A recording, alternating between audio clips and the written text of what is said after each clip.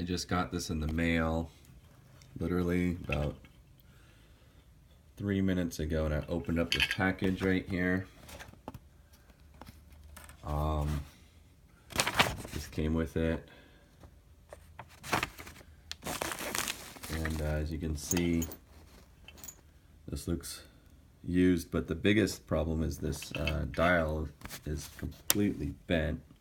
This thing was off, never even put in it. I don't know if it goes in it or not, but as you can see, this is completely bent all up in there, making this thing probably unusable.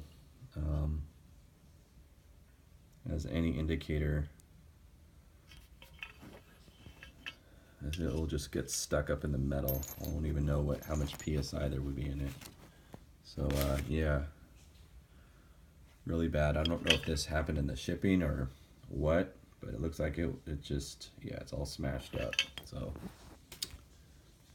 I'm not sure what to do. I'll have to contact them from Mundaka Technologies. So that's that. All right.